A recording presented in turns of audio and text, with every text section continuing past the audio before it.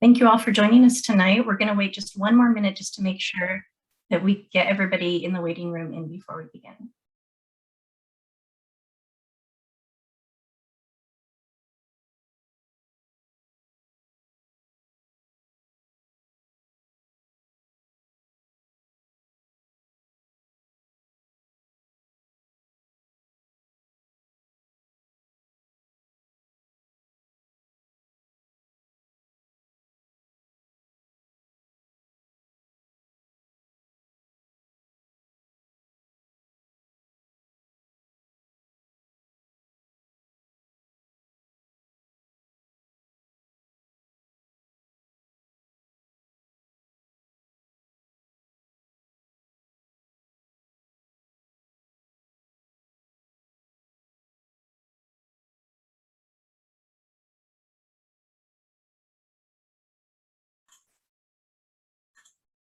All right, it looks like we have admitted most people into our meeting. So I would like to welcome everyone this evening to our Child Care and Legislative Roundtable. We appreciate you all taking time to attend this conversation about how our state can support this critical industry. We all know that access to childcare is essential for the success of our community and economy. We know that providers have faced significant challenges during the last year and a half. The state legislature stepped up for providers when it passed the Fair Start for Kids Act in 2021, which was signed into law in May 2021. This legislation provides expanded supports for both families accessing childcare and providers. We also know that providers continue to experience challenges, and we will hear tonight how the legislature can continue to work on behalf of childcare professionals in the upcoming legislative session. So to start out with, we're actually going to take a quick poll to see where everybody is joining us from. And we're going to ask you, what county do you live and work in? And you're going to have about 30 seconds to answer that poll.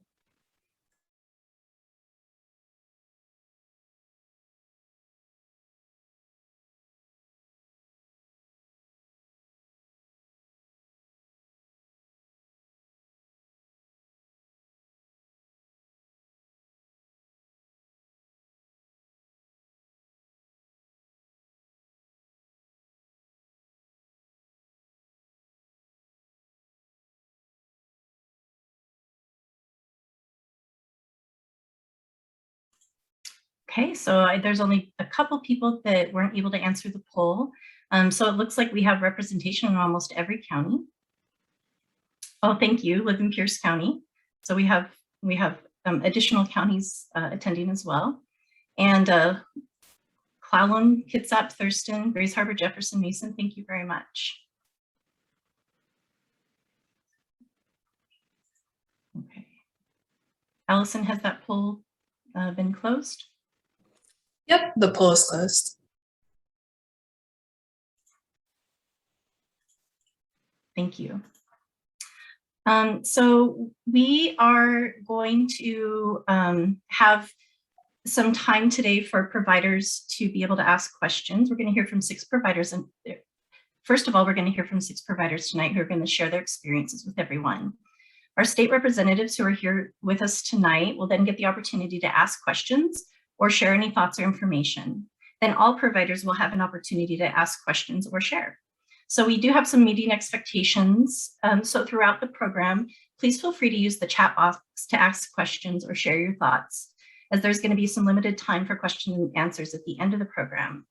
Please remember to keep your devices on mute while our speakers share. And finally, we want to hear from you and encourage you to participate in the polls that we run during the program. And so with that, I'm going to introduce our first speaker, Amanda McKinney from Noah's Ark Daycare in Port Orchard. Thank you, Amanda.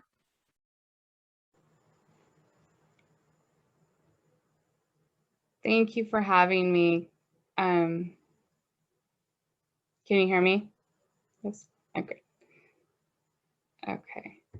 I just want to start off by saying that I appreciate all the changes and everything that has happened so far. It doesn't go unnoticed or unappreciated. The grants, the higher subsidies, it's all fabulous. But with all of that support, the biggest challenges that I'm facing is staffing. I'm finding myself in the classroom a lot. Me and my assistant both are in the classroom, and my biggest concern is that my program is suffering just because I don't have the time to be watching over it and supporting my staff. The hiring is getting harder and harder. It was a quiet crisis, I think, before COVID, but it's just gotten harder and harder. And I've tried to make it desirable. I've tried to offer incentives, higher wages, but with the minimum wage going higher, I feel like I'm once again kind of competing with Starbucks and McDonald's and places like that where education is not required and there's not a long list of requirements. And it's getting harder and harder for me to recruit and retain staff. So I'm looking for a solution that will help me to recruit and retain staff in this field of work, and to make it desirable. Everybody that I talk to, they love the kids, and that's not really the problem that I'm facing. It's just there's a lack of benefits, pay. They're just not able to stay in the field that they love, and I'm at a point where I can't do anymore. I don't feel like I can raise tuitions higher than I've raised them. And so that's that's the challenge that I'm facing now. I want to provide quality care, and I'm just kind of stuck, and I love early achievers, the scholarship dollars. My whole staff is taking advantage of that, and they love it. I love it. Programs like that are invaluable. It's amazing. The grants have been amazing. So I appreciate everything that's already taken place. It's gotten a lot harder, and I feel like that I have been really lucky in that I haven't had a lot of turnover at my center. That usually isn't a challenge that I have been facing, but lately it really, really has. And like I said, with me in the classroom as much as I have been, just to kind of just get through the day and the weeks and the months, I just worry that my program is not what it could be and what I want it to be, because I just simply don't have the time.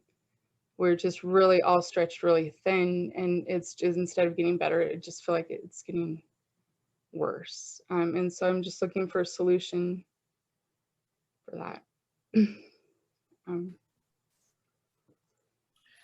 I've tried different things to just different incentives. I give holidays. I'm out of ideas. I've tried everything I can think of. So, and I have a great group of ladies. Like I said, I'm really lucky in that I don't have the turnover that I see with a lot of my other colleagues in their centers, but yeah, it's just definitely a challenge. So that's one of my concerns. So, thank you for letting me share. Thank you, Amanda. Appreciate your time. So up next, we're going to talk to Rachel. Rachel, I saw you pop on, and I'm wondering if you're there. Okay. Thank you, Rachel. So I am too very appreciative of all the grants and the incentives through Early Achievers. It's made a big difference in my program, on the materials that I'm able to provide to enrich the learning. And I was really excited that we are now able to enroll in a healthcare plan for no cost. And I feel like healthcare is very important in sustaining your body and living a longer life. For me personally, it's been a huge expense, I feel like, because it's around $400 a month for premiums. And I had experience when I had medical coverage through the SEIU union, that there had been a long waiting list. And then when I was able to get insurance, then shortly after, then I had a kiddo leave. And so then I was not meeting the number of state paid children. So then I lost that insurance, and it was a hassle trying to get another insurance. And since that insurance was through group health, then I also lost my healthcare provider, and it took a lot of time to reestablish care and that sort of thing.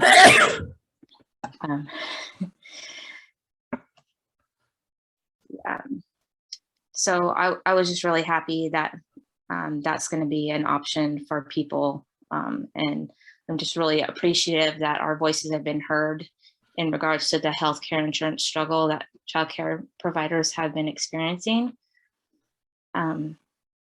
I also feel like recent changes that have made for authorizations and claiming of subsidies has not been overly beneficial. I lost a child just after the changes because the authorization changed from full-time to 14 half days. And this was very little time to try and teach and work with a child who lives in an unstable home, doesn't even have a bed of her own. With me, she had consistency and stability. I was told that they only authorized time during actual work hours of the parent. The mother of the child wasn't even taking care of her. The grandma was doing all the work, bringing her to childcare. I felt like it was supposed to be more important for these children of lower income families to be able to go to daycare or preschool and be in a rich learning environment and experience stability and consistency, because of these early years of brain development experiences make lasting impressions for the duration of a child's life. I am now getting less pay for subsidy childcare than before they raised the rates this last time. One challenge that I face every day is the instability that we have in family childcare. When a family has to unenroll, it often takes months to fill the spot, and there's a financial burden and stress of whether or not you're going to be able to meet your budget, and how long will you be at this lower amount or be able to fill. So like for myself, like there was a lot of calls at the beginning of the year and I was full, and then a situation happened, and I lost a child, and then shortly after there's another child leaving, through no fault of my own. And so it can be challenging, because it's good that we're limited to how many children that we have, but it's also a challenge as, the whole stability part for your income. And I was wondering, like, if the state was going to initiate a program, when they initiate the program for preschool, if they were going to be able to create more financial stability for family child carers who are participating in that. I hope. Thank you, Rachel. Yes, thank you. And I neglected to mention that you were Rachel Smith from Olympia, correct? So sorry about that, Rachel. That's okay. And family childcare provider from Olympia. Yes. I appreciate you taking your time. Thank you. So now we're going to actually have another poll, and Allison's going to launch a poll. What is the biggest issue your childcare business is currently dealing with? There's going to be a little bit of box for other. And if it is other, then you can go ahead and type in the chat.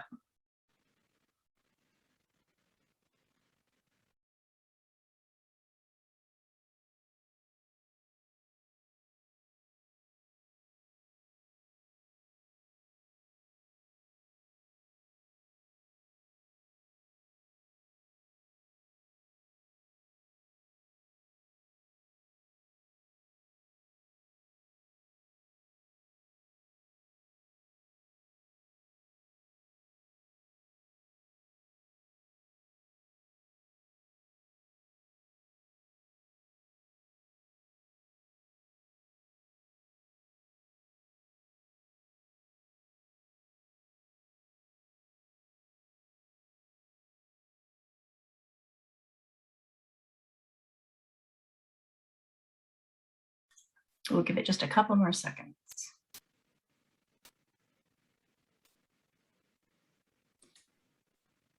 So I just stopped the poll. I think pretty much all of the providers attending responded. So the results should be on the screen. Thank you, Allison. And we're seeing that staffing shortages is coming out as probably the top challenge right now, which we've been hearing a lot. But it looks like all of these are concerns, of course. And I did notice somebody popped something in the chat. Allison, I don't know if you caught that. So I think there's a question about the regions covered for this meeting. So I don't know if you want to dive into that a little, Heidi, about our service area and who's speaking tonight. Yes, so our company, Child Care Action Council, we cover 6 different counties. We cover Grace Harbor, Mason, Thurston, Kitsap, Clallam, and Jefferson counties. And those are the folks that we invited to speak here tonight. We're representatives from those counties.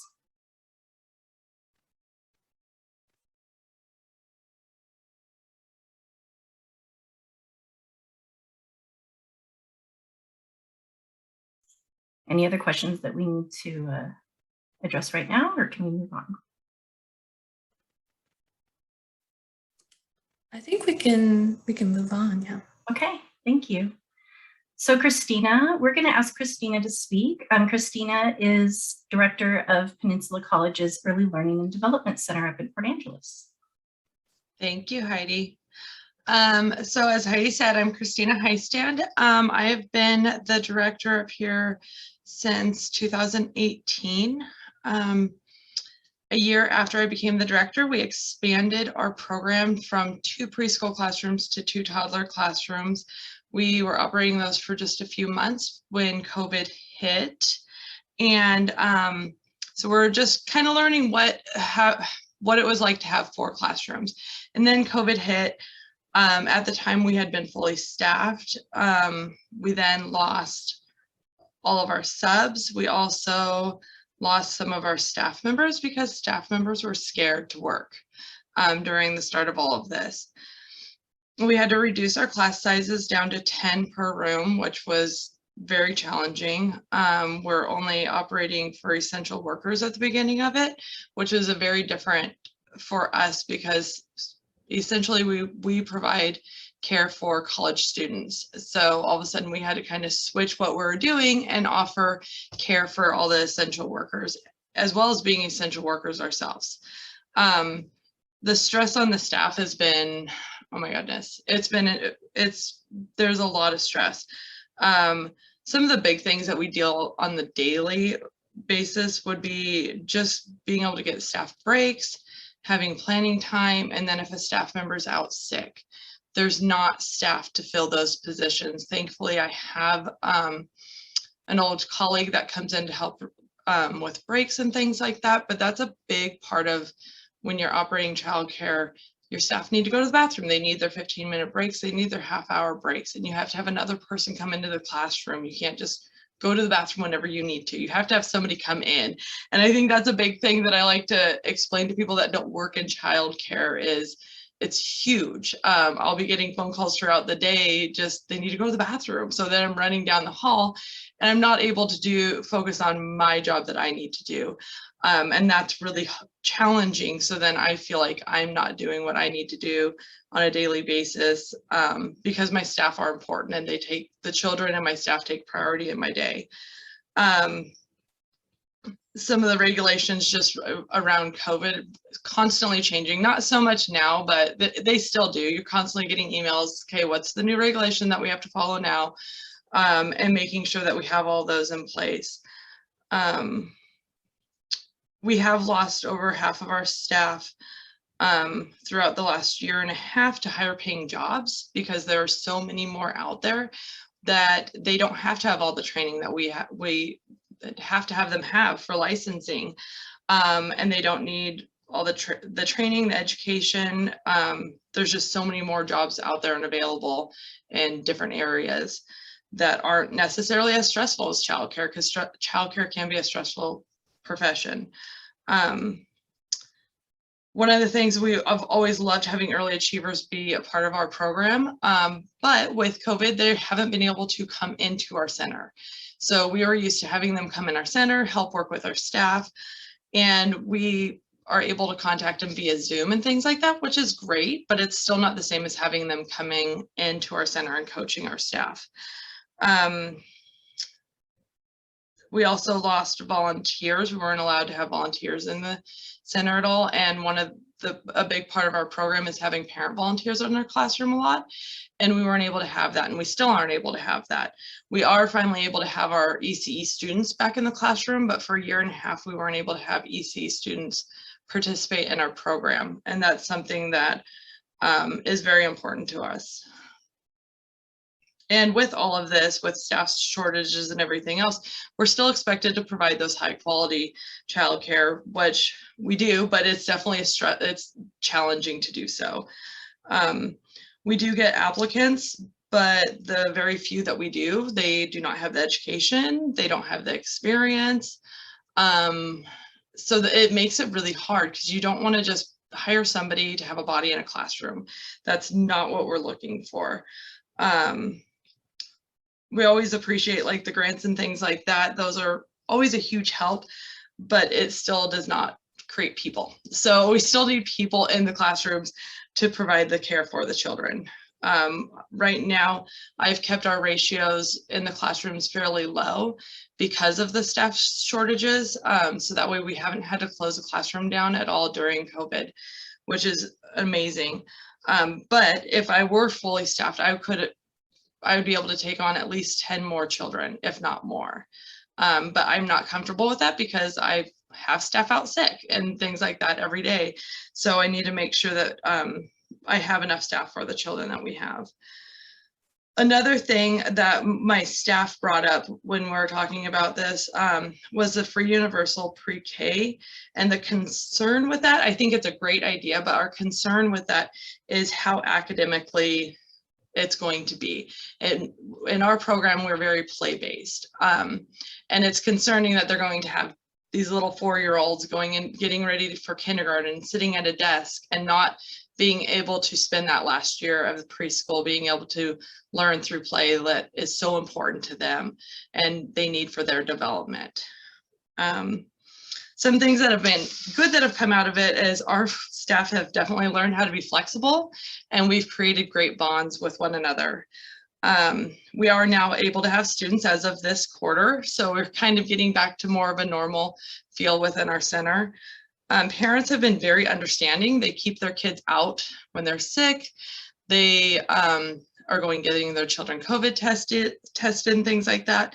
There's been times over the summer, at the beginning of summer and end of summer, we closed down for a week, so our staff could just set up their classrooms and get a break. And the staff and the parents were so understanding, knowing that my staff needed breaks from just to kind of regroup to be the best teachers they can. And yeah, I think that's about all I have. Thank you. Thank you, Christina. Next up is we're going to have Stephanie Smith, who's the Executive Director of Learning to Grow Child Care and Enrichment Centers in Alma. Good evening, everyone. I too would just like to say thank you for every bit of the effort that's gone towards just improving not just the quality of care, but also the supports to provide that quality. In our area specifically, the subsidy increases were important. The COVID grants were important. But for us personally, the investment to the Department of Commerce's Early Learning Facility Fund, that grant money has been instrumental as well. I could tell you over and over, like everyone on this call, how important the return is on early learning investment. I think that everyone's here, including the legislators that are represented, we're all in agreement about that. So please continue to pump money into early learning. But I'd like to share 3 ideas that are actually not necessarily cost factors, but maybe just reframing some things to make some of the issues maybe a little bit more possible to work through. The first suggestion or idea that we have had in place in our program for the last 15 years, in essence, is we provide childcare for our staff. And we do this for two reasons. One, to be honest, no one working in childcare can honestly afford to pay childcare. And second, what we have found is that when moms, which are the predominant portion of our workforce, when they're able to bring their children to care, they stay committed to us, and it drastically reduces turnover and improves the quality of our program. But I'd like to kind of highlight how this plays out. Our most recent hire came to us just a bit ago as an enrolling parent. Mom was ready to return to the workforce. She registered her daughter for a full-time childcare slot. And while registering, we started, talking more about her world and found out she had formal childcare training and that she actually would love to work in childcare. We kind of interviewed on the spot. She switched, took a position with us, and we acquired a great teacher with great skills, her wages, and we also lost in that moment the $750 a month slot that she had been slated for her daughter.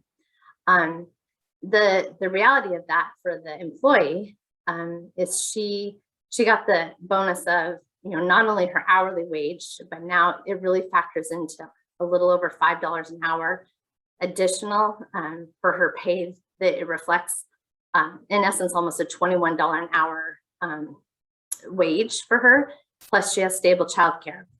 The dilemma is, while this is very effective in recruiting and maintaining staff for us, it cost our business about $9,600 a year, which is just shy of about $50,000 on average for every child that we extend this benefit to across, in essence, about a 5-year span. But again, the benefit is it keeps our classroom teaching positions consistent and our doors open. I would love to see if the state could explore supporting this concept through one of two ways. The first option might be to extend some sort of childcare subsidy or tax credit to the business as a reimbursement. But again, that has a financial impact. The other option might be to look at some sort of staff ratio exemption, where a provider could be allowed a minimal number of staff children to be exempt from the program. So if the classroom was licensed for, say, 14, maybe there could be the exemption for a single child for 15 kids in that. So that staff child could attend without taking up another potentially paid slot. This wouldn't have any effect financially to the state nor to our parents, but it also would allow us to maximize our slots. The second effort that I want to just mention is a slight tweak to something that currently is happening. Currently, the project is being piloted to look at allowing sites that have multiple, are owned by one business, but multiple sites, share or pool administrative positions like the director or program supervisor. And I do think that will be helpful, but at least in our rural areas, we don't have a lot of corporations. And so what would actually be more helpful is if smaller individual centers or programs in homes could actually form cooperatives, I think, and share some of those well-paid expert people, but not have to individually bear that brunt.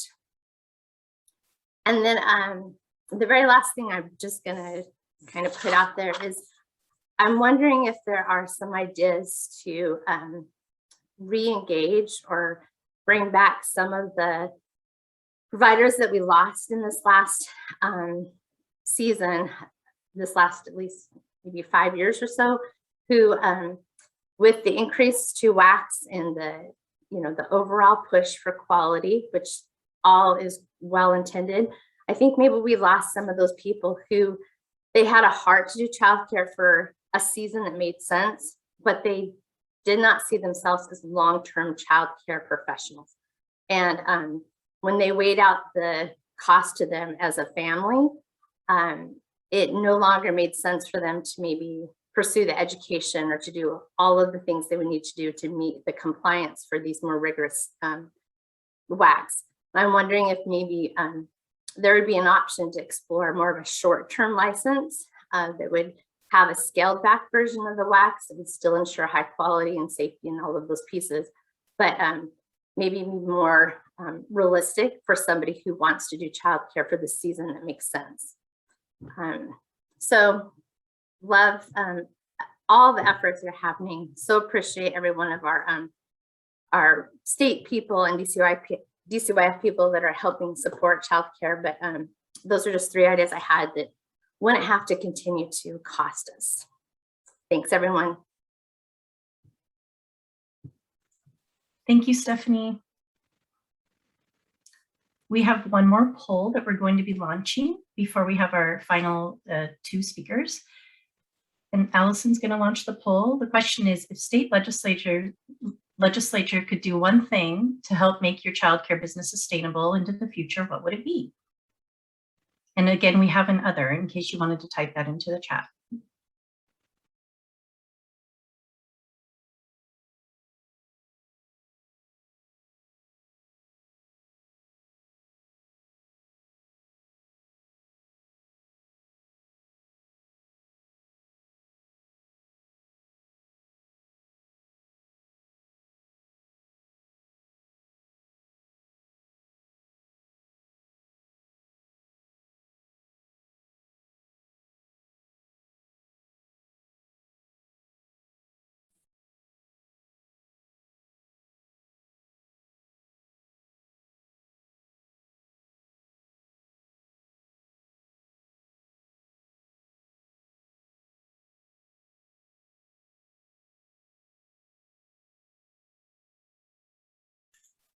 Okay, it looks like by far, most of you say paying a portion of employees' compensation would be very important to you, followed by providing a subsidy to families and paying foundational amount for each child care center.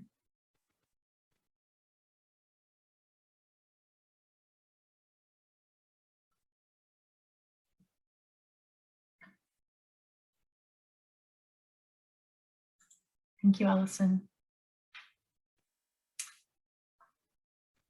Our next speaker is going to be Crystal Short from Emmanuel Lutheran Child Care Center in Bremerton. Hello, everyone.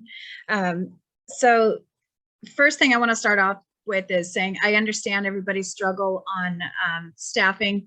You know, unfortunately, we haven't had a very high staff turnover rate in quite a few years, which has been very beneficial for us. It was a little difficult. We not only run a full-time preschool, pre-kindergarten program, but we have before and after school care.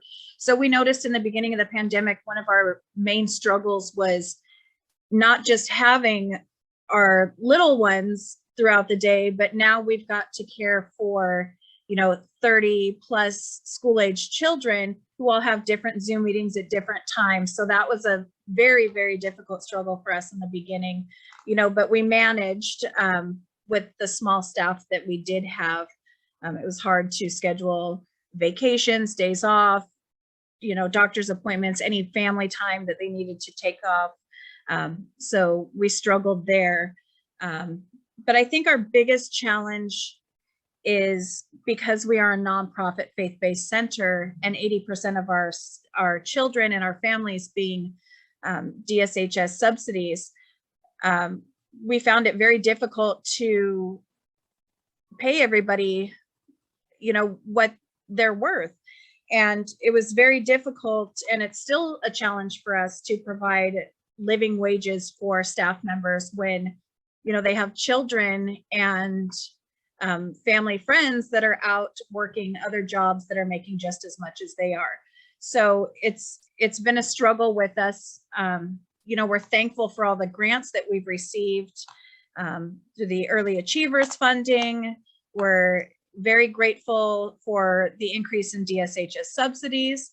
You know, that's definitely helped out. It's helped allow us to give raises across the board to our staff members. but now the struggle is, you know, we've done all these great things for our DSHS parents, but our rates have had to increase for our private pay parents. So, you know, 80% of our families being DSHS, you know, that's great. And it's great for the families. But unfortunately, now we have all these private pay families trying to come in, and they're unable to pay the rates that we have in place. So that has also been extremely difficult for us. You know, we've definitely benefited from the healthcare for our staff members. That has definitely been a blessing. Not everybody that works here has a 2-income family. So, you know, they've also seen the struggle and trying to find places to put their children while they're supposed to be in school, yet still coming to work to provide care for all these other families has been very difficult. And then also the lack of infant care in our county. You know, unfortunately, we don't care for infants. We have 2.5 and up, but we're getting phone calls every day, these families that need infant care. So it's difficult, you know, all around for them. So we're happy that there's been all these great big changes, but we feel that there's still room to grow and room to make improvement, especially with the new WACs that have been put into place, where all of our staff members are going to be required to get their stackable certificates as well as their degrees in early childhood. So the ones that have not been able to get their associate's degree are having a hard time and they're struggling. You know, everybody loves their job here, but then there's concerns about if, you know, having a degree and getting paid for that degree. So we're finding that staff members are kind of having a hard time with that. And that's one of the struggles that we're having right now. And, you know, that's probably our biggest concern right now. So thank you guys for allowing us to share our voices and come together and network this evening. This is wonderful. Thank you very much. Thank you, Crystal. We appreciate you being here, sharing your story. We have one last provider who's going to be sharing with us tonight, Cindy Heller from Little Flowers Early Learning Center in Olympia. Hi. So it's been great having this extra money coming at us to help support us. I'm going to tell a little bit about our backstory. I work for a private family that owns 2 facilities in our business. And we ended up closing both of our facilities for 3 months during the COVID time because it was too much to keep the lower classroom sizes and pick and choose what teachers, because so many teachers needed in. When we did open back up, started small, you know, we still couldn't have the full capacity. So we picked and choose what teachers came back. We lost some good teachers because of it. And so through that, you know, we kind of were up there and we were doing good. And then we went back down again. And now we're in a downward spiral because between both of our centers, we're looking at needing 4 teachers. Currently, a lot of my staff are working extra hours to help out. Myself, I work open to close almost every day. I'm in a classroom, I'm cooking, I'm whatever is needed for the day. I'm hardly at my desk. There's a lot of stuff that gets left in the background that doesn't get done because I can't be monitoring my teachers. So we're working on that, trying to find teachers, and it's really hard when I interview teachers and you talk about all the requirements that are needed for schooling and everything. A lot of new hires don't want to do it. They don't want to do it for the amount of money that we can only pay. Because we're not a corporation, we can't afford the bigger wages. In my area in Thurston County, we're looking at paying starting out at 14, 15 an hour, where I see other centers are offering 18 or 19 an hour. And for a small business, we can't afford it. You're really great about making the extra money from subsidy. We're really happy with that. But we would wish if the legislature would just tweak it a little bit. Our paying parents we have, they pay whether their kids are here regardless or not. Right now through COVID, when we've had to quarantine our kids that are subsidy rate because they've been in direct contact with someone, they're out for 2 weeks. We've lost a week of pay to our teachers and to the business. And there's no seeing that coming back. You know, it affects each month if you've had kids that do it. And strictly, we've held to the rule where, oh, they're sick, they need to be out for 72 hours. And so that's 3 days out, you know, at least once a month. Then if they're sick again the next month, they miss more. Or if they get sick later in the month. So it's affecting the budget of the business greatly. And then that curtails that we can't pay our teachers what we feel like we should be able to pay our teachers because we're having to think, well, wait, what if these kids are out? We're missing money by the end of the month. So if we could get something that they pay the same amount, but regardless, that would help a little bit. Make it more sustainable for businesses to know that we can rely on that money coming in.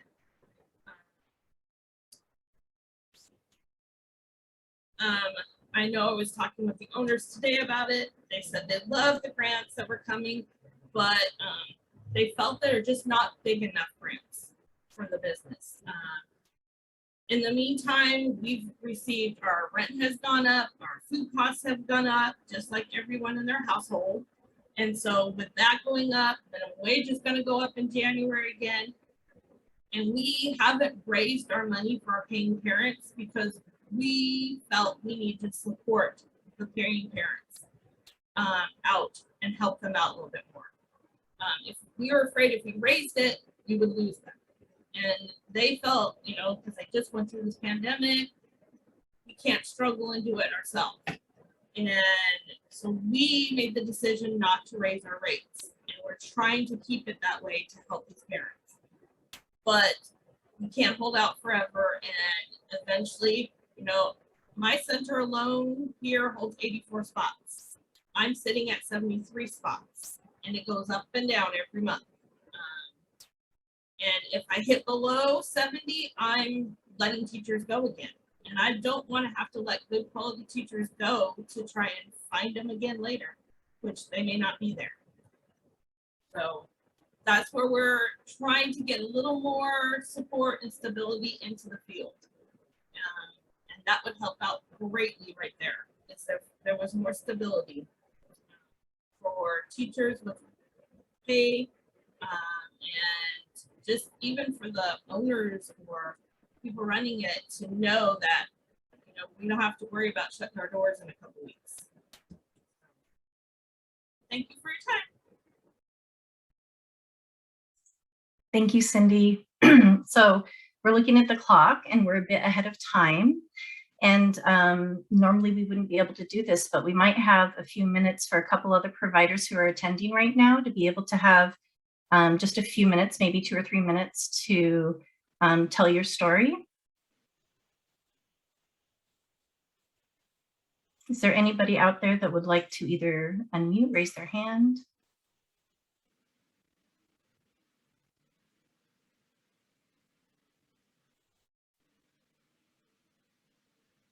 I'll wait for just a minute, and if there is nobody, then we go ahead and move on our agenda. Well, Julie, do I see you unmuted? Yeah, Hi, if I Julie. could just take a minute. Hi. Yeah, sure. It's nice to see so many local colleagues of mine. So, you know, I've been really concerned about this background check issue. And through some advocacy, we've been connecting with other states to see how they're doing it. And we actually talked with somebody in Virginia that is getting, their state separated the federal requirement from the state requirements. So they're getting their fingerprints turned around in 24 to 72 hours, which is like so nice that there's an example out there of it working. So hopefully we can advocate in some session for something like that to happen. We're all, really glad that the requirement was put on hold. So we are still able to hire and have people to work under supervision while they're getting cleared, but that's temporary. And I think the fear is real out there that this could go away at any moment. And then of course, Head Start, they don't have that at all. They still can't hire until they're fully cleared. So anyway, it's on my brain all the time. I see Sen. Yes, I know, Julie, I know. And Julie, you should have introduced yourself. But Oh, I'm Julie sorry. from I'm Creative Kids in Port Julie, and- Orchard. Yes, I'm from Creative Kids in Port Orchard, Kitsap County. I'm so sorry. Oh, that's okay. Thank you for sharing, Julie. Do we have anybody else that would like to share?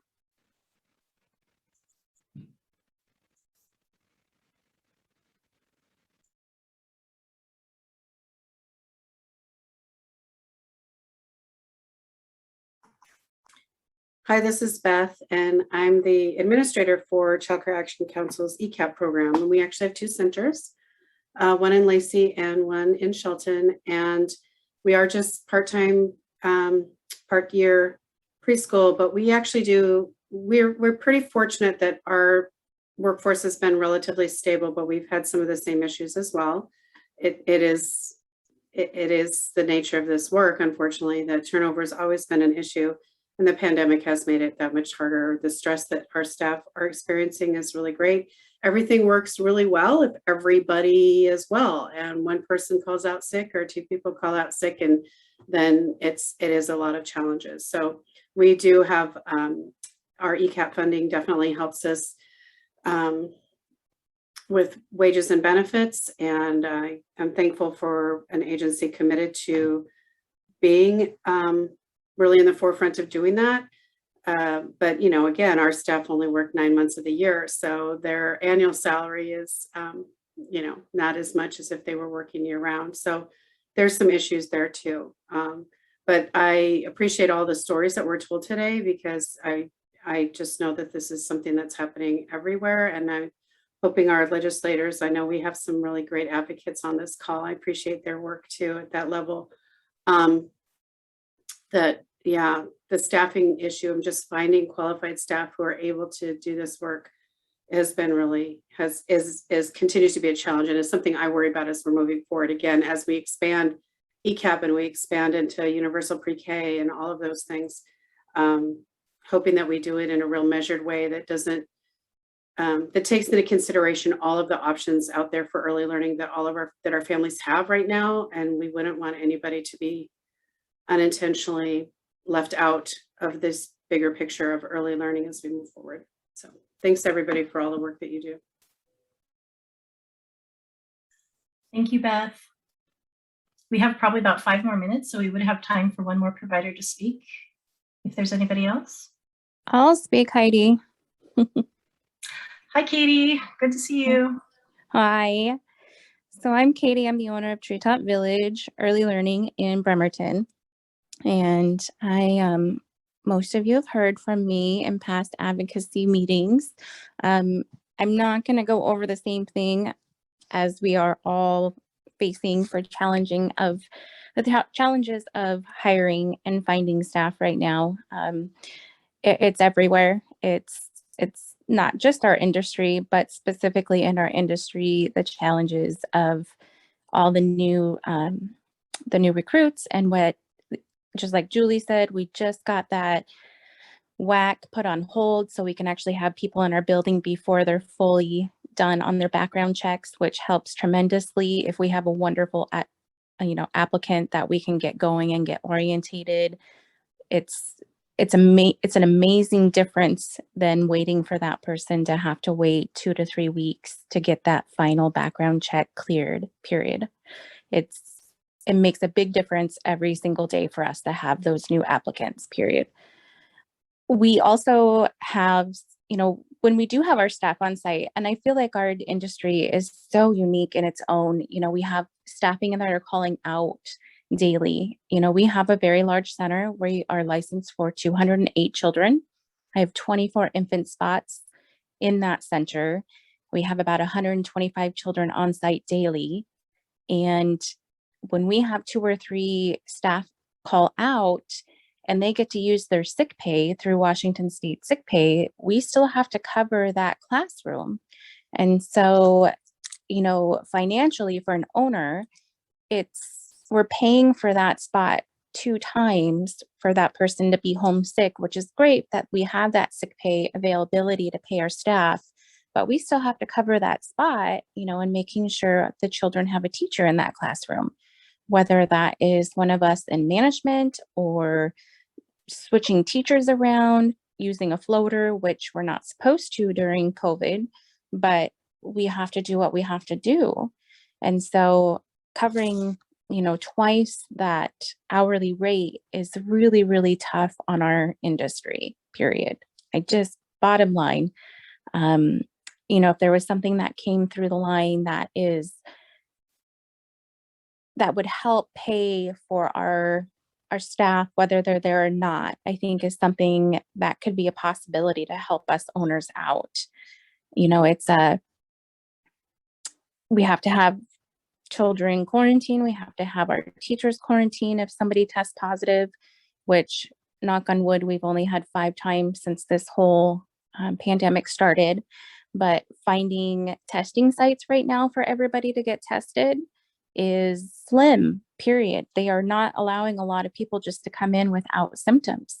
So people are lying about their symptoms just so they can get that negative test to come back in.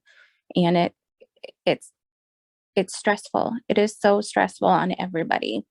The stress is causing I feel, a mental health issue crisis in our industry with the kiddos, the families, the parents, and our staff.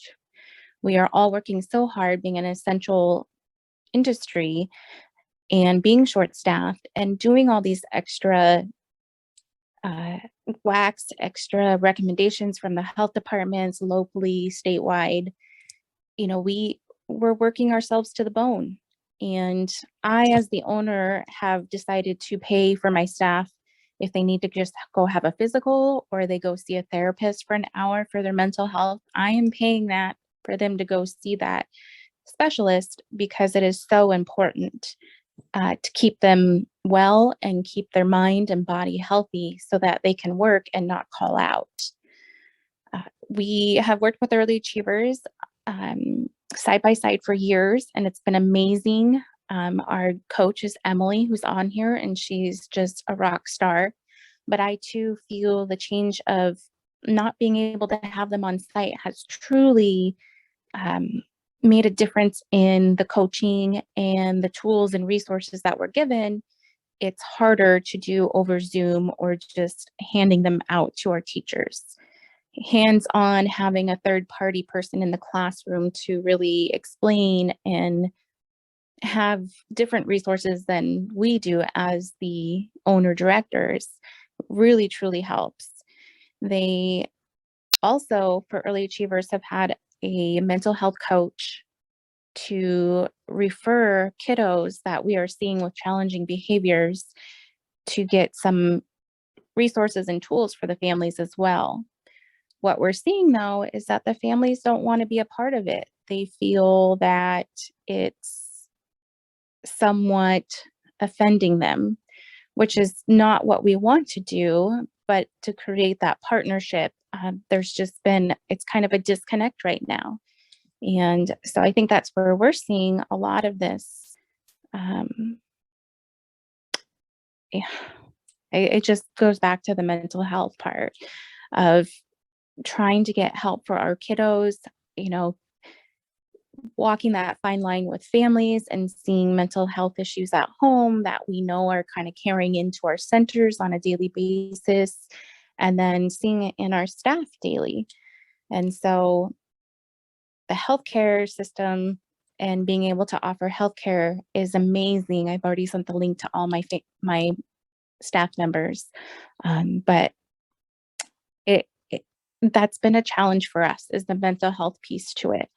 Having almost 200 people in our building every day is, you know, it's a challenge for me to kind of check in with everybody, but I see it daily, and it's a, you know, I want to make sure my staff are okay. I want to make sure our families are okay, but to be able to have that partnership and the backup from other community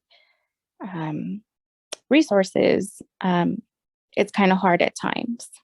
So my last thing I'll put in is, I'm sure of all of our providers on here, well, I'm not sure if everybody, but I know Julie, we just got licensor changes, which is really sad. You build up a rapport with your licensor for years, and then just to get an email one day, hey, you got a new licensor, you know, done deal, see you later.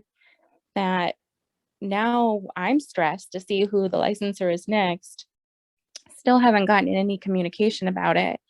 And that rapport for the last 7 years is just gone with that licensor. So that's a challenge and a struggle that's just added on as of this last month. And really sad to see that there was no pre-communication or an explanation of why this happened to us providers. So I just want to say again, thank you for everybody who was here tonight. You know, everybody works so hard in advocating for our children and our centers. It doesn't go unseen. And I'm happy to keep seeing all of our efforts put together. They're actually making changes and things are happening up in the legislation. So thank you guys. Thank you, Katie. So Gary, I'm going to go ahead and turn it over to you for just a minute so you can introduce the legislators that are with us tonight, right before we're able to give them some time to speak. Great, thanks Heidi, and thank you Heidi and Allison for the behind the scenes work that with Danielle, who's not here tonight, for putting this on. I really appreciate it, and thank you to Rosa, our interpreter, for making sure we made this accessible for our Spanish speaking providers. So we're very fortunate. We have several legislators. Senator Rolfes and Senator Hunt are here. Senator Wilson was here early on, but she had to leave for another meeting. So we want to also thank her and recognize that she was here. Representative Sen and Representative Theringer are both on as well. And I don't know, we had a couple aides who were thinking about attending. So if you are an aide and you want to say, hi, I'm here representing your person, you can do that. What we wanted to do, and let me just give a quick second for that in case anybody is on the line.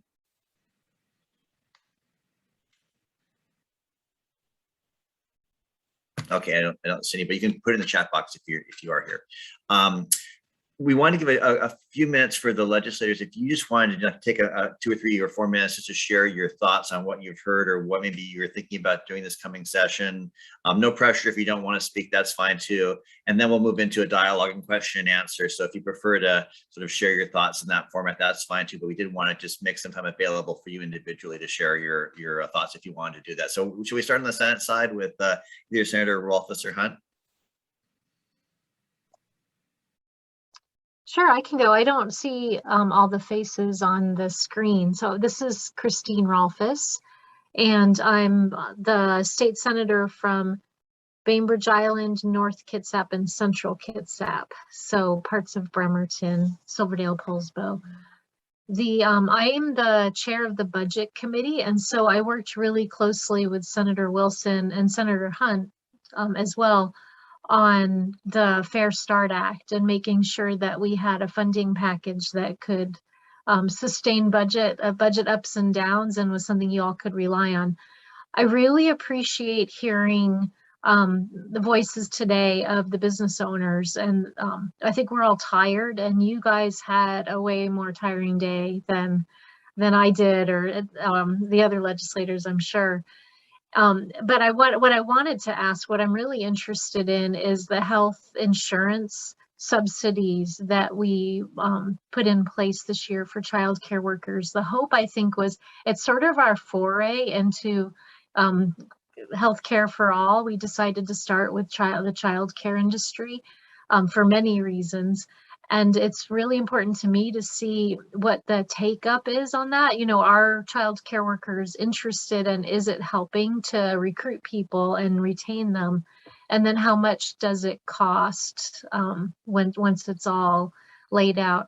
So I know it just rolled out, eligibility started just a couple of weeks ago, but that is something that I'm really interested in looking at and hearing more about and finding out whether it's a successful option or not.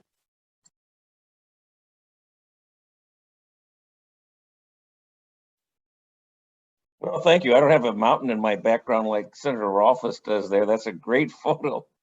Yeah, I want to thank all of you, and good to see you, Gary. Gary and I go back about 30 years.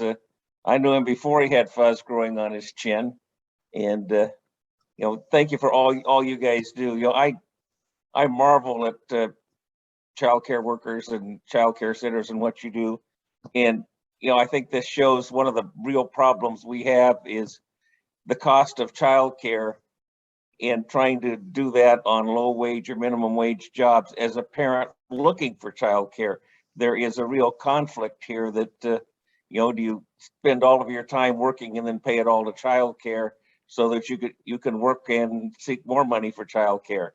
And, you know, that's not your fault, but that's just one of the dilemmas that we face.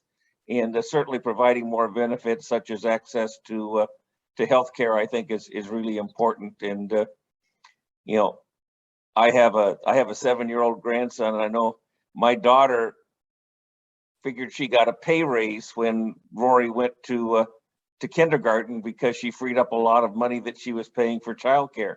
And you know, that shouldn't be the way that it is, but that's just the fact of life. And you know, you are a mainstream provider to keep the economic engine of the state going, and I really appreciate it. And I know none of you getting rich on it. I often refer to jobs like this as living on dedication sandwiches, and I think that's probably one case here too for many of you. And I just want to thank you, and you know, hopefully we can continue to work with you and make this a better and a more stable environment for working and for running child care centers. So thank you for what you do. And I'm from Olympia, by the way, so.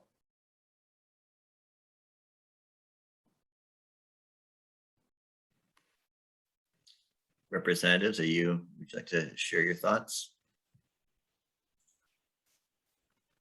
I would be happy to jump in. This is Tana Sen, and I chair the Children, Youth, and Families Committee in the House. And I am from the Bellevue, East King County area. Thank you guys for inviting me, and thank you to so many of you who I have met in person and I've met through advocacy, your advocacy. It's been amazing, and you are a huge reason why we have Fair Start for Kids Act, so thank you so much for that. I want to talk about a couple things upcoming and then a couple ideas. So one thing that I am working on, and excited to share this with Senator Hunt and Rolfes as well, is a care worker center. So under the Workforce Training Board, creating an entity that helps promote the helping professions, in particular, starting with childcare, long-term care, and people working with those with disabilities, because those are 3 areas where we desperately need people. And so both marketing campaigns to get people to go into the field, but also research and different ways that we can stack common training across fields and things like that, so that there is more of a sector for the care workers and the helping professions. So I'm really excited about that, and hopefully that will help get more people into the fields. Regarding the issue of private pay families paying more than the subsidies, this was something that we passed as a legislature a couple years ago, and the governor vetoed it. And I think it's really important to revisit this. So now that we have raised subsidy costs even more, that does mean that those families who are paying private and not being subsidized have had to see an increase in their costs.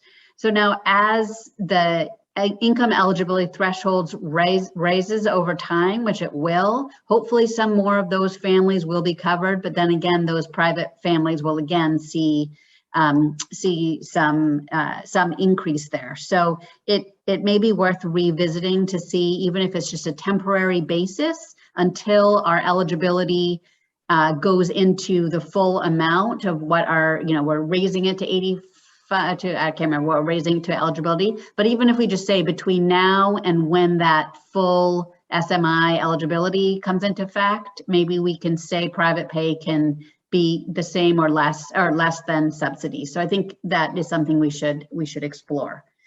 I do want to mention just a couple more things. I know that we're looking at, on the background check issue, there's two things that are up that I think we're proposing for this legislative session. One we're looking at is maybe waiving the cost of the paying for the background checks for childcare workers like we do for foster parents currently. And I think it's about $1 million a year, but that would shave off probably between 3 and 5 days of the background check time, which I know is really critical. And so in addition to continuing to nudge the feds on this. And then the other one is I'm working on a statewide background check office, but that would be kind of long-term. So we can talk about that in a few years. Just a couple other things, and I'm sorry to hog this, but I just want to share information. There are still things of the Fair Start for Kids Act that are yet to come that will be implemented, like a infant care rate bump or a equity grants or some other things. And then hopefully all of you have applied to this next round of sustainability grants that Katie, your center should be getting like $100,000 hopefully with the sustainability grant. And so hopefully you guys can use some of that at a minimum to cover the staff when they're absent, or give more bonuses and things like that. But I know there's a lot of costs. And then just the last thing to maybe mention before, somebody mentioned at the very beginning about preschool being play-based, and I couldn't agree more.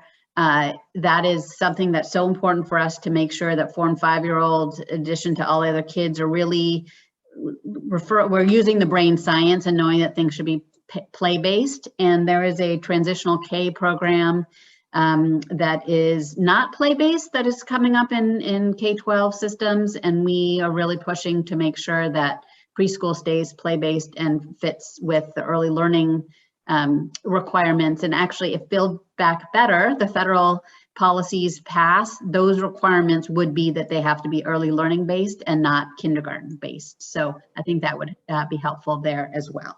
So I'll stop there and let others share, of course.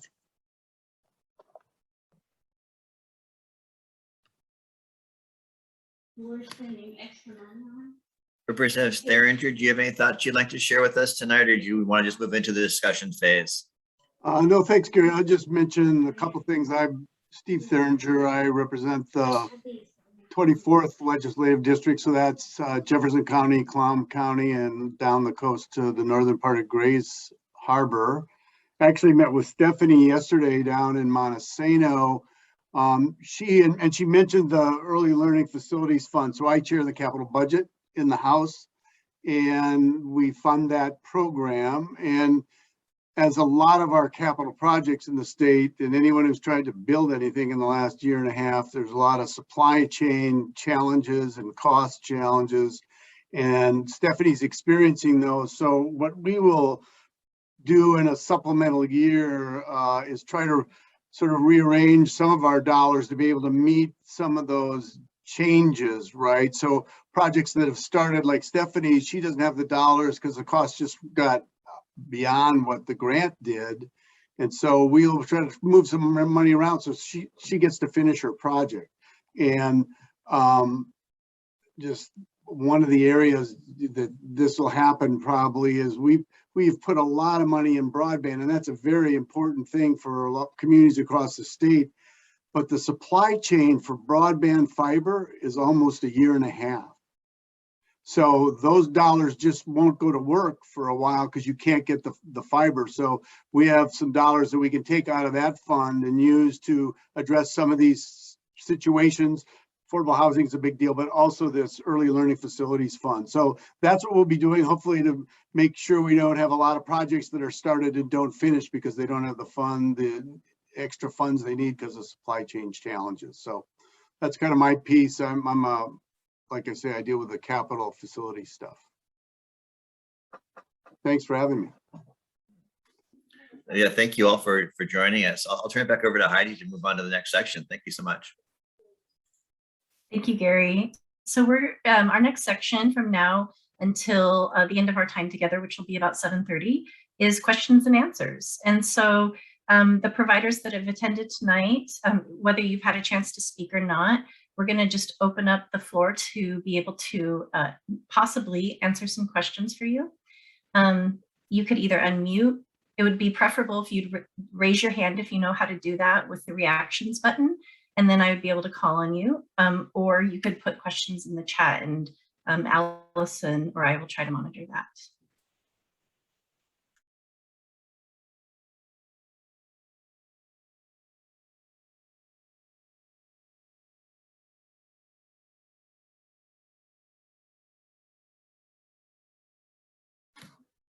Well, I'll start with a conversation we might be able to have.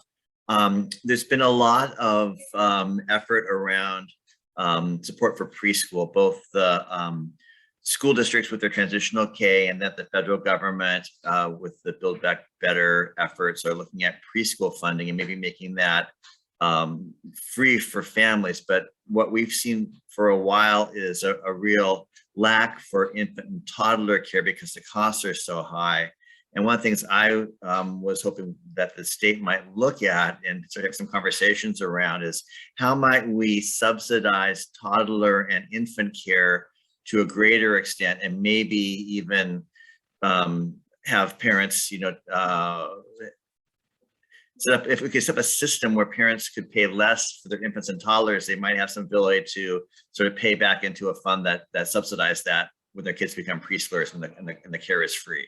So, I think some conversations around what we can do around infants and toddlers. And I'm curious to hear from the providers who either currently still have infants and toddlers or haven't stopped caring for infants and toddlers, what your thoughts are in terms of what kind of support you might need to continue that caring for them or to start caring for them again.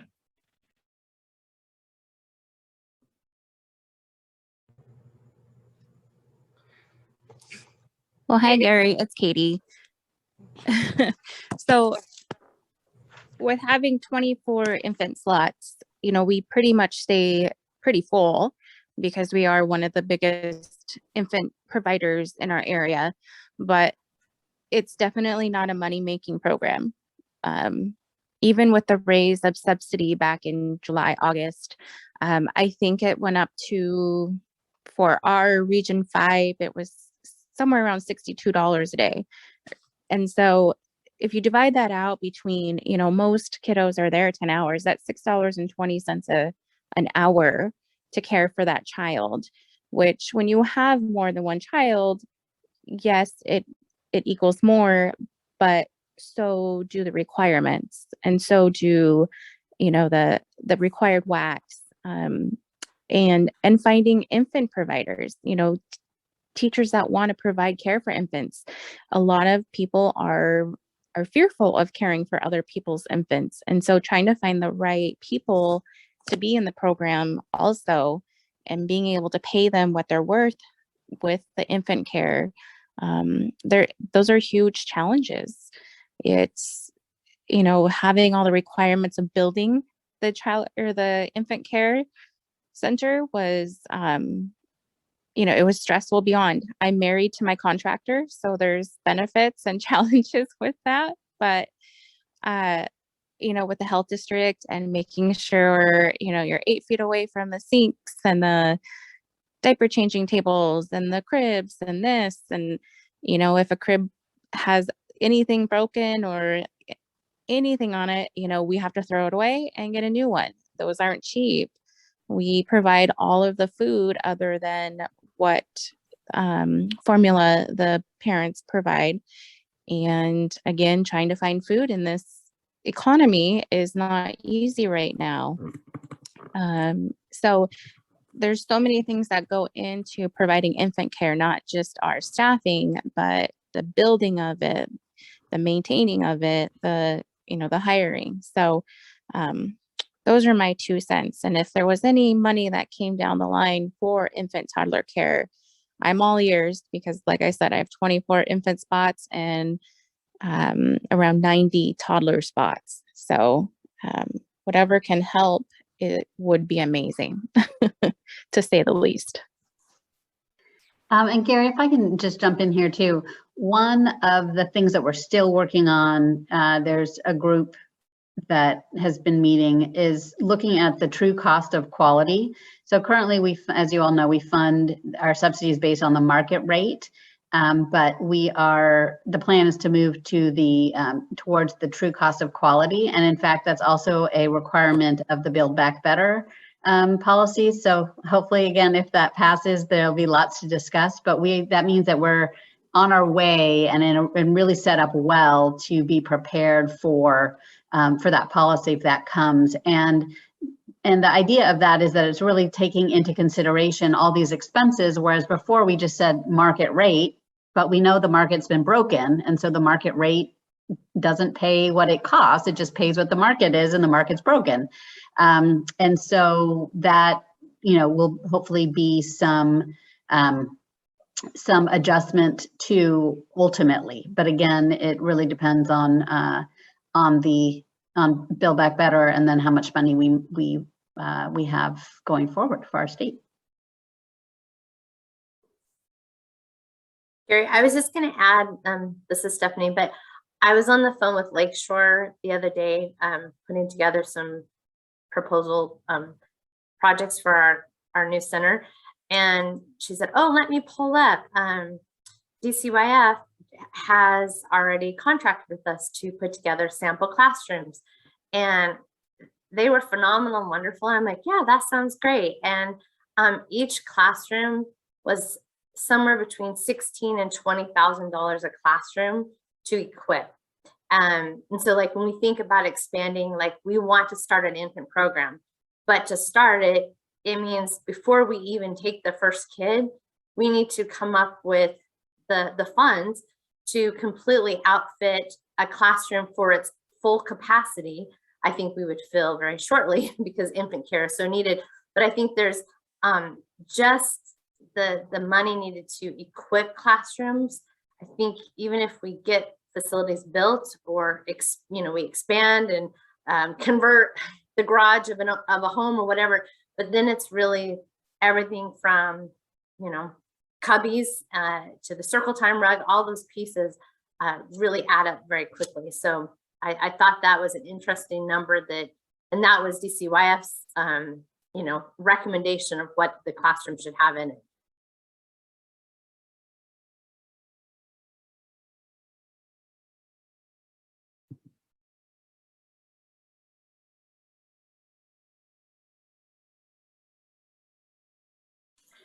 Stephanie, also, I might respond to your idea of the cooperatives, which it sounds really cool. And I know that, again, one of the things in Fair Start is to create service hubs. And the idea is to provide some of that business office, if you will. And I have to check on that and what the status is, but maybe what we should do is make sure that one of those starts, the first one, or one of those is in your area. That would hopefully take off. Unfortunately, it might take off responsibilities and not actually headcount, but I definitely think that is, let me explore where those are and what the timing we think of those are, and I will share that with you as well. Thank you.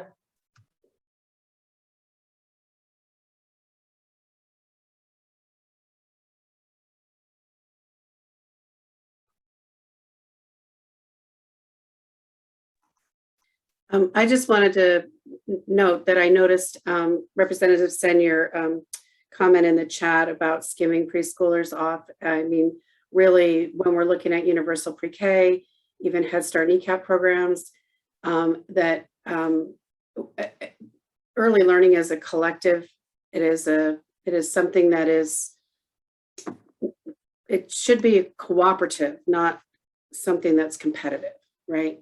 And each of these types of environments meet different needs, but we want to make sure it's all, yeah, childcare. I worry a little bit about childcare getting left behind when we talk about some of this, because we don't want that to happen. We don't want that to be an unintended consequence.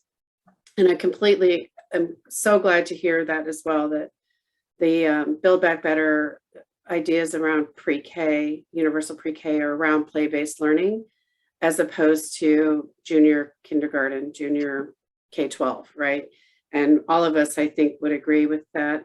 Early learning providers, it's play-based, kids exploring the environment, not sitting at desks, and really having an enriched program that helps them grow and become who they are as an individual. So thank you for that. That's really helpful to know. And also, I grew up in Kirkland, so you're in my old stomping grounds. So very cool, right nearby. Yep.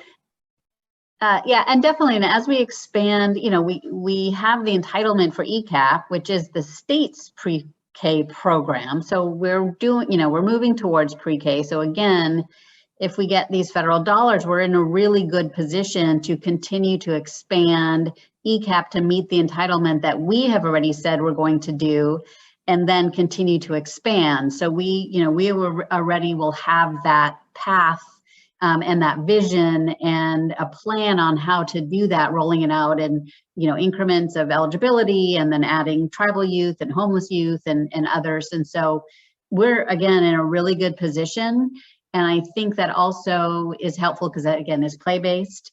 And these have been cooperative models, and in this childcare milieu where we understand how to work together. When we start to bring in some of the K-12 system or other, I don't want to say industries or businesses who might want to just do preschool without understanding the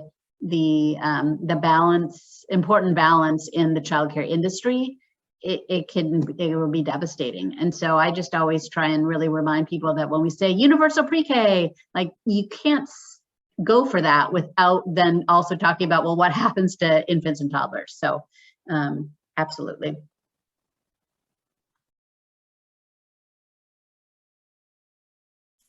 We have about 5 more minutes left. That leaves time for a couple more folks to ask any questions or clarifications or comments.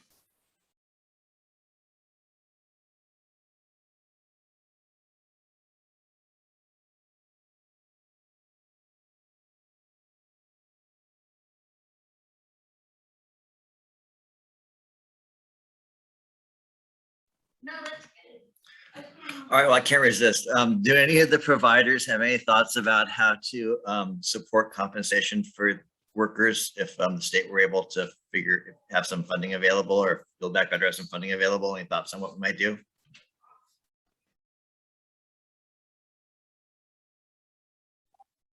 I'd like to chime in here. I'm the writer for the budget in the Senate, and this idea of paying salaries for child care workers came up last year as a way that we could help child care providers.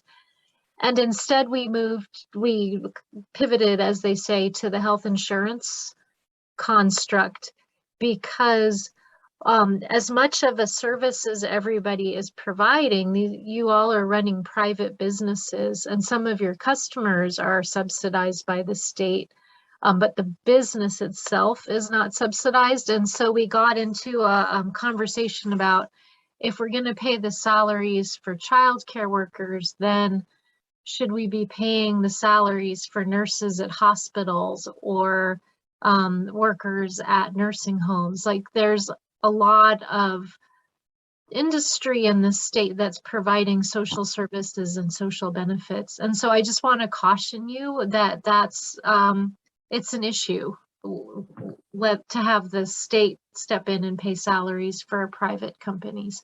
So my caution is that, like, you need to be creative about the kinds of support that you're looking for from state government.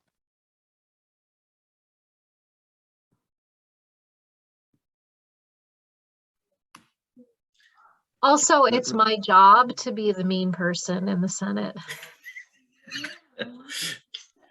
Senator Rolfes, I appreciate both those comments. In talking to Ross Hunter, when he was Representative Ross Hunter in the House, he was also concerned about being the employer of people working and not wanting the state to be seen as the employer. And I certainly appreciate that issue as well. I guess the issue I would just share back with you is the constitutional requirement for education being the paramount duty, and where does that begin? And I know a number of years ago, people had the conversation that really begins at prenatally or at birth, right? Children are born learning. And so if it hadn't been for a veto of a line item in a bill, we would be having early learning as part of the state mandate around the paramount duty. So I think it's a little different if you think about that. And then in addition, I think getting at former Representative Hunter's issue, there have been ways that other states and even Washington State have used the support for some of the quality goals we have as just basically an incentive to the centers that participated in the program years ago with the Career and Wage Letter program to provide supports to workers. So I think the difference is one of the differences is that we have a societal benefit from a high quality early learning program, and in addition to that, having high quality staff who we can retain and who we can get to higher levels of education, then create even better learning environments and can support the kids getting into school. And so it's a little different in terms of the amount of requirements I think we impose upon the early learning, and then the ratios that restrict the businesses. It's not a traditional supply and demand because of the lower ratios the state puts on, which are really important for caring for kids, but they also limit the it's not traditional free market where you can make more profit if you had more kids. You can have 30 kids or 40 kids and make a lot of money, but we have ratios. I just wanted to throw in two things, if I might. One is that while Senator Rolfes just said that she was the bad guy who got to say no, I have to say that without her being the good guy, we wouldn't have had Fair Start for Kids Act funded. So she did an amazing job, and especially so thrilled about the healthcare piece, and I'm thrilled that, we really want to make sure that we can continue that. And so make sure people sign up so we can show the demand. And I would say the same thing for Representative Theringer, who really was an amazing advocate for the Early Learning Facilities Fund that expanded dramatically this year. So both of them are amazing. And then I did just want to mention, especially to Rachel Smith, who I think was struggling and talking about making sure that you had enough people and part-time and stuff like that.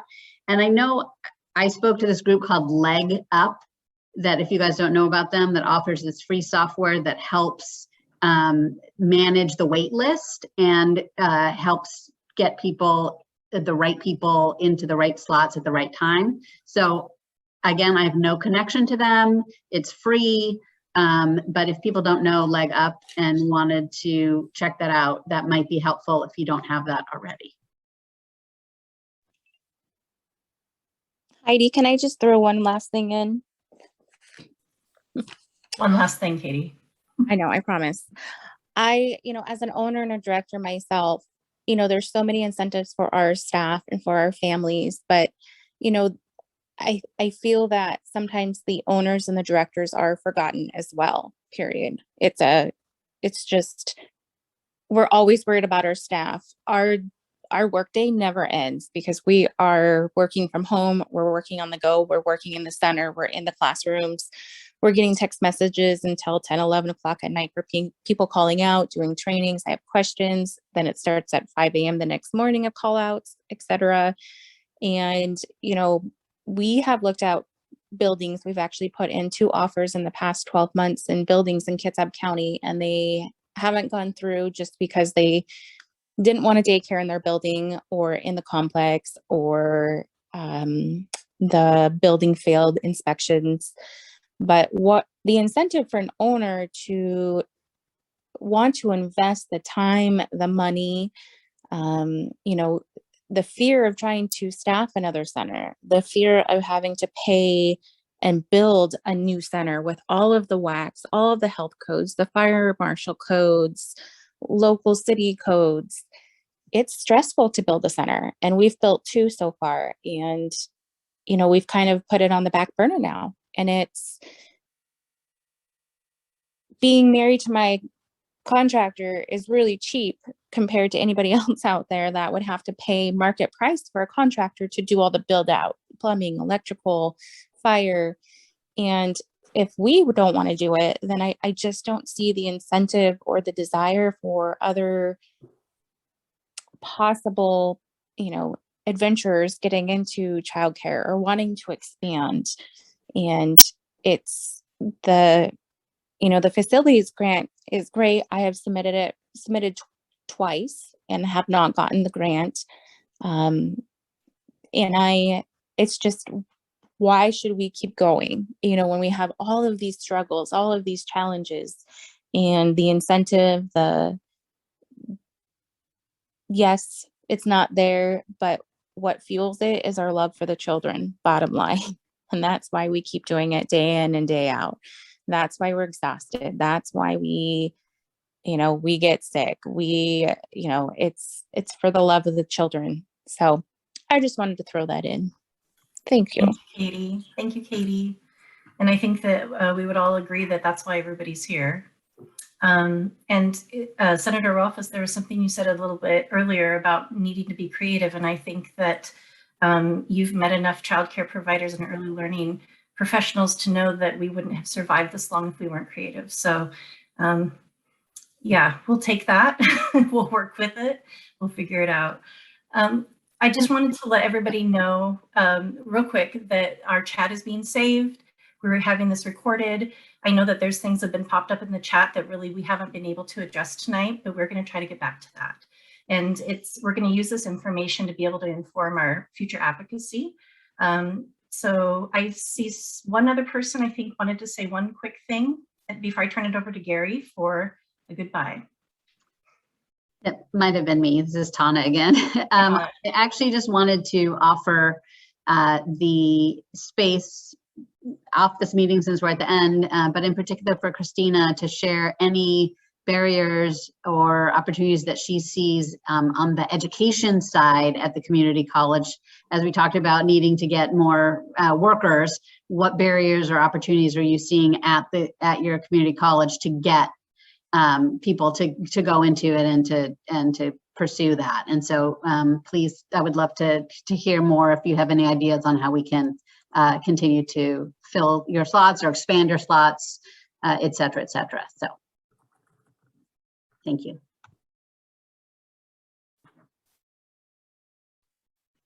So it sounds like Representative Sen, you're asking for that conversation offline.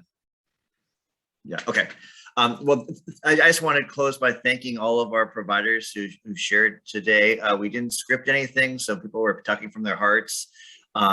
We really appreciate that. I appreciate the legislators who were here today for taking the time out. I know some folks had committee meetings today, and it's been a long day, so I really appreciate you staying with us into the evening.